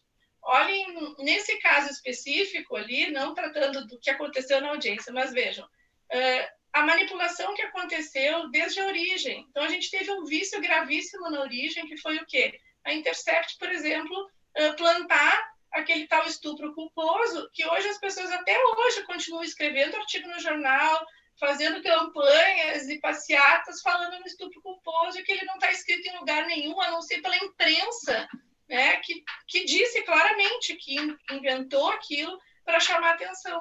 E hoje, eu vou dizer para vocês, olhem todos os dias, tudo que vocês abrirem na internet, aí, de postagem ou no jornal, olhem o que está no título e depois leiam a matéria. E depois saibam, tentem saber efetiva o caso real. Então, ou seja, hoje em dia, às vezes eu não tenho nem vontade de ler um jornal, porque a gente não sabe se aquilo é verdade, se não é, se é mais ou menos. Né? Então, eu acho que isso é muito grave. Né? Pensem, imaginem se não tivesse tido, por exemplo, esse tal estupro culposo que plantaram ali. Se não tivessem tido essas edições, né, que é o que estão publicando aí, parece que houve diversas edições, inclusive de mais de um dia, né? Então, ou seja, cortando falas, cortando manifestações. Imagina que rico seria para nós o debate se a gente pudesse partir de algo que foi liso, que foi verdadeiro. A gente podia estar aqui hoje, a noite inteira a gente poderia estar discutindo isso, poderia estar discutindo os comportamentos daquelas pessoas, já que, embora de sigilo o processo, né, por alguém participante do processo foi divulgado, alguém divulgou, né, então a gente poderia estar de forma lisa, cristalina, discutindo os comportamentos de todos. Mas a gente, né, eu especialmente não posso, não me sinto à vontade por isso, porque eu não sei, ninguém sabe qual é a verdade. Mas, né? eu queria só fazer uma observação. Posso fazer rapidamente? Claro. Eu compreendo os impasses ligados a essa situação, mas vamos pensar na imprensa, por exemplo, que recebeu as mulheres vítimas do João de Deus. Né? Aquilo que pôde organizar, inclusive através da internet, né? Se produziu grupos de mulheres que sofreram abusos, estupros, enfim, do João de Deus, aquilo culminou no processo. Mas foi positivo, claro, mas foi positivo, Manola. Tudo prescrito, né? Aí o que aconteceu? A denúncia, numa espiral, trouxe vítimas com menos de 90 dias. Parece que foram 5 vítimas com menos de 90 dias que deu início. Então, o papel da imprensa, por exemplo, né? Saindo um pouco pode ser positivo, claro. Não é? No caso do João de Deus, foi determinante. Foi determinante. Né? Desculpa. Claro. Tá? Não, mas com certeza, eu não estou dizendo que a imprensa ela não é positiva, eu estou dizendo, aliás, a imprensa, como eu disse, ela tem um papel fundamental, só que ela tem que agir, né, de forma a beneficiar a sociedade. Né? Então, como eu disse, esse mesmo caso precisava ter plantado esse tal estupro culposo, precisava ter feito essas edições, então se eu tinha lá todos os vídeos, bastava ele divulgar os vídeos, certo? Porque aí a gente... Na verdade, hoje em dia que a manchete vende cliques, não vende mais jornal. Nesse meu sentido, eu acho assim, eu estaria absolutamente à vontade para discutir o que fosse, mas se a coisa, né, não tivesse um vício na orelha. Então, será que a empresa precisa, assim, porque aí desacredita em outro... Agora, se tu começar a analisar criticamente a imprensa, em vez dela estar lá fazendo um papel super positivo, daqui a um pouco é um caso grave, um caso de repercussão, mas eu vou ficar assim, mas será que é? Será que não é? Né? Eu acho que saber que aquilo ali é verdadeiro. A voracidade da imprensa, sabe, é uma coisa muito grave. Não, eu não digo também só da imprensa, mas também das pessoas que ficam replicando, às vezes, coisas contra outros. Não desse caso. Gente, tem cada caso, se vocês forem ver, aí, de pessoas que já foram mortas porque foram expostas indevidamente, às vezes até acusadas de determinado crime e foram lá massacradas em via pública. Vocês lembram disso? Saiu na imprensa, né?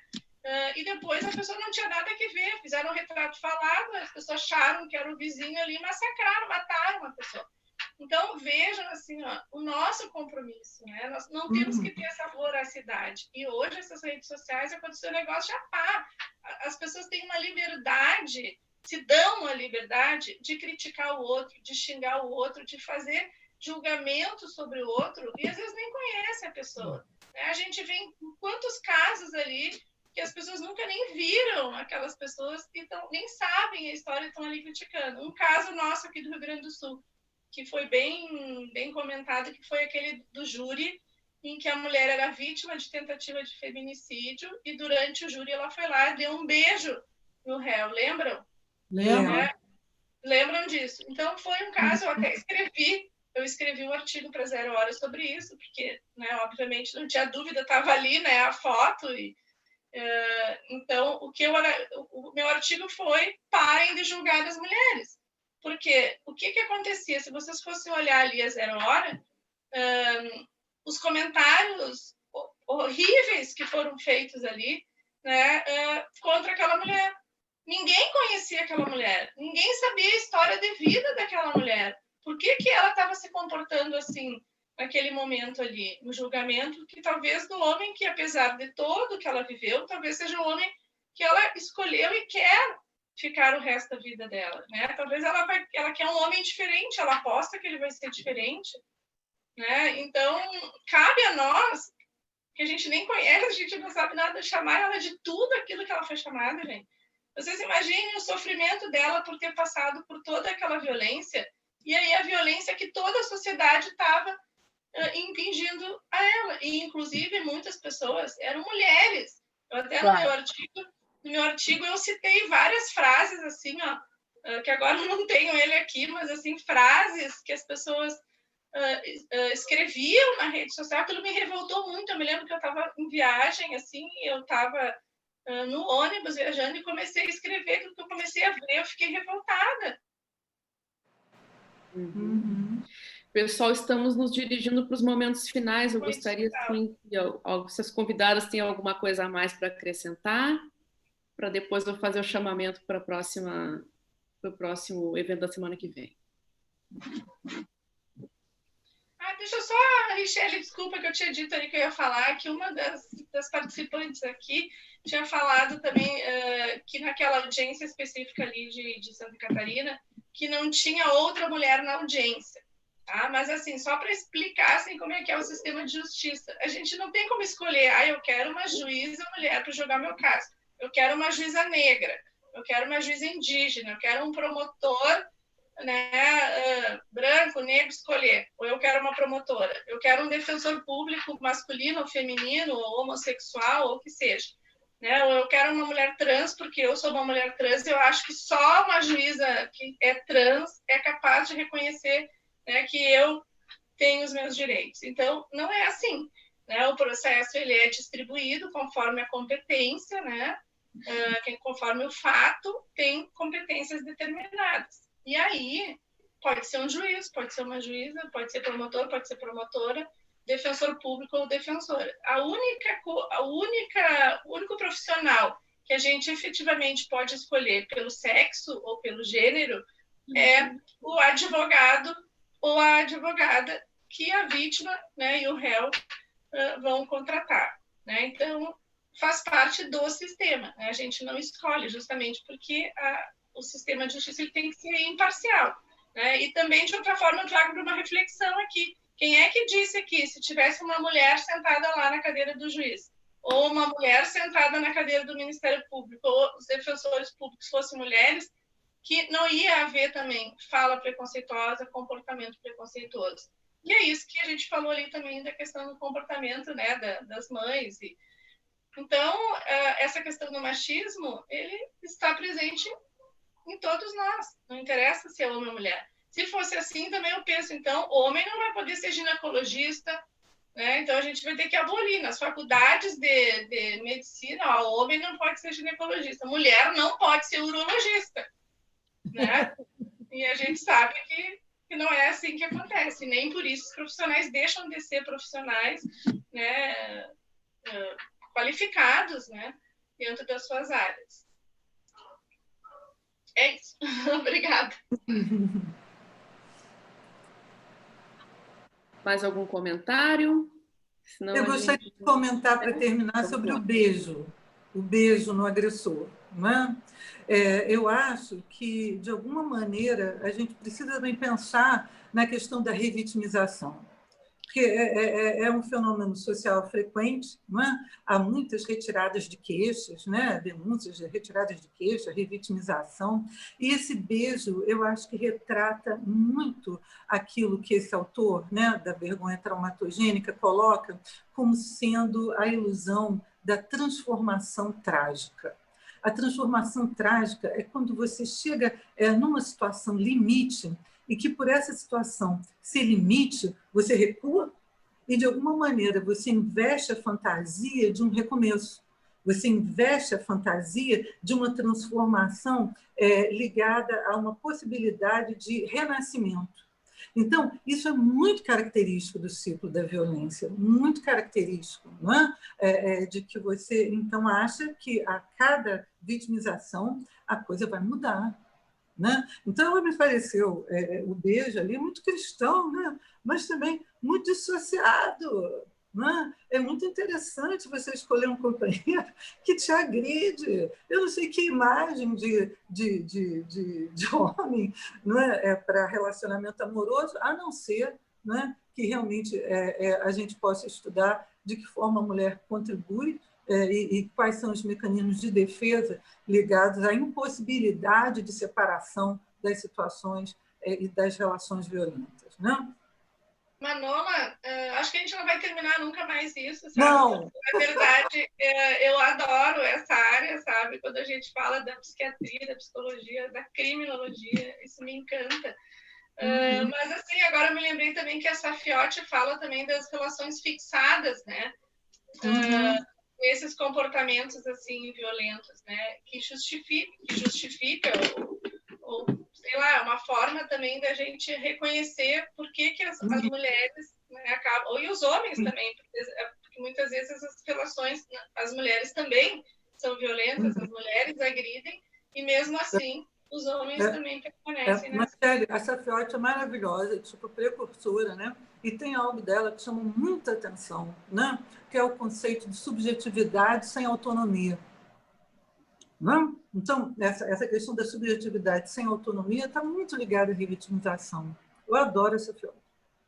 Deixa eu só acrescentar uma coisa que, claro, a gente podia passar a noite inteira, isso aqui está bom demais. Eu estou comendo bom demais. uma paçoquinha. Mas, assim, nós esquecemos, e eu vejo muitas vezes no escritório, os homens, aspas, violentados, machucados, maltratados, né, e presos àquelas relações.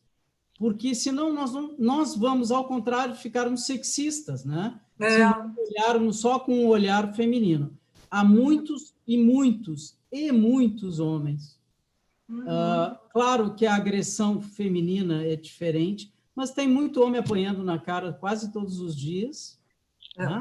Ou sendo agredidos por outras formas por mulheres. Então, tem uma questão aqui da natureza humana, não sei se a natureza não é o termo correto, mas do ser humano enquanto ali partícipe de uma relação afetiva, a coisa é muito mais ampla. Então, às vezes, a única coisa que me desgosta, às vezes, quando a gente fica sempre falando nisso, é nós olharmos só, claro, que para as mulheres há uma coisa específica, por óbvio, nós temos naturezas diversas, mas os homens também são, aspas aqui no que eu vou dizer, vítimas de uma relação afetiva tortuosa e que machuca a alma também.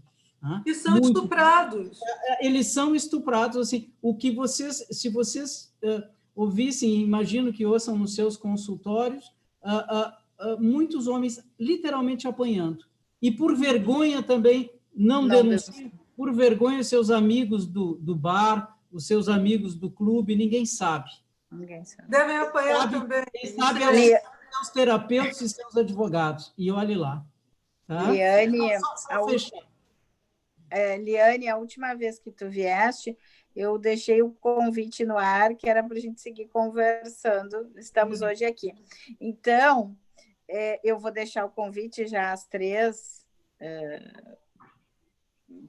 palestrantes de hoje, assim, que a gente possa, agora para o ano que vem, né? Porque semana que vem é a nossa última quinta desse ano de atividades, mas para o ano que vem a gente possa falar sobre a violência contra o homem. Eu acho que é um assunto extremamente rico, importante. A Madiane também deve receber lá na violência doméstica, né? Suponho que também caia lá isso. Então, assim, vamos conversar sobre essa...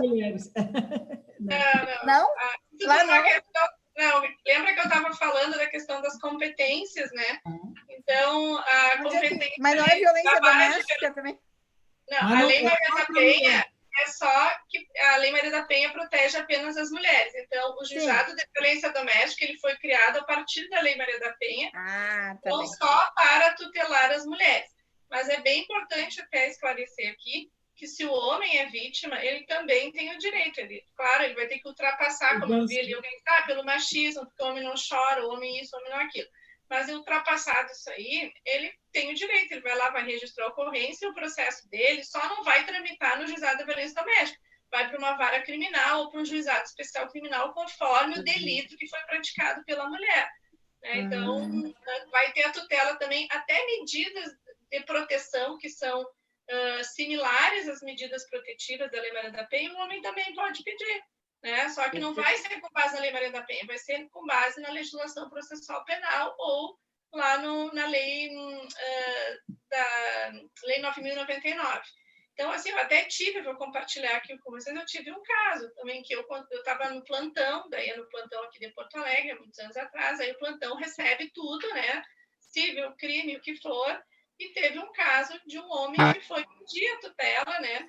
Para determinar que a mulher fosse proibida de fazer uns atos que ela estava denunciando que ia fazer. Então, ela fez um monte de sabe outdoor, né? Esses outdoor que botam assim das empresas. Ela mandou fazer um outdoor que ela ia botar na frente da empresa onde o cara trabalhava e mandou fazer um monte de cartazes que ela ia espalhar não sei por onde. Que ela mandou para ele as fotos, estava tudo prontinho ali, dizendo, olha, amanhã, quando tu chegar para trabalhar, né, vai estar ali, tipo, chamando o cara de tudo que vocês possam imaginar, né, expondo ele no trabalho dele e para toda a sociedade ali, né, para todas as pessoas que ela estava mandando.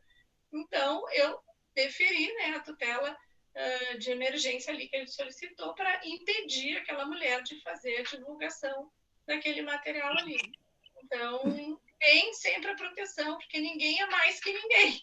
A única questão é o quê? Que a Lei Maria da Penha, ela traz uma proteção um pouco mais específica, especialmente pela situação específica da mulher e da violência doméstica, né? Então, ela traz todo um enfoque multidisciplinar, né? Que a gente também tem as equipes multidisciplinares nos juizados, encaminhamento para a rede. Então, todo um trabalho que é diferente, e a questão da punição também para o homem que pratica violência doméstica, em razão de toda essa história que a gente tem de violência contra a mulher, até por conta das normativas internacionais, como a CEDAW, a Convenção do Belém do Pará, que já muito antes da Lei Maria da Penha, e são o marco teórico da Lei Maria da Penha, já prevêem a adoção de medidas rígidas para evitar, por todos os entes da federação, dos Estados-partes que assinaram essas convenções, de evitar qualquer tipo de discriminação ou violência contra a mulher. Então, o homem, por exemplo, às vezes o crime é uma contravenção penal, né? O delito é uma contravenção penal, que se é a mulher que pratica, e aí vai lá para o JEC, ela tem direito a uma transação penal. Mas se é o homem que pratica numa situação de violência doméstica, ele não tem direito a esses benefícios. Então, houve um endurecimento da proteção, endurecimento da parte criminal, quando o delito é praticado contra a mulher por uma motivação de gênero na situação de violência doméstica e familiar. Pessoal, bom, fica o convite. No próximo encontro a gente fala sobre isso. Realmente, a questão do horário eu também tenho algumas questões pessoais depois. Gente, até passamos do horário hoje, por ser um evento com assunto bem difícil, mas abordado com sutileza e com bastante, né, profissionalismo assim, pelas convidadas, né? Queria agradecer, então, a presença das convidadas, doutora Liane, doutora Manola, doutora Mageli, e falar do tema da semana que vem, que é a última quinta psicanalítica do ano, que o tema vai ser perdas gestacionais e a perdas gestacionais e a redução embrionária, reflexões psicanalíticas. Então, os links para inscrições nos eventos, nos cursos, está na bio do Instagram da Clínica Horizontes. O curso de formação em psicoterapia psicanalítica para a turma de 2021 está com inscrições abertas. Então, gostaria de agradecer a presença de todos hoje e até a semana que vem. Tchau, pessoal. Obrigada. Foi um prazer. Obrigada.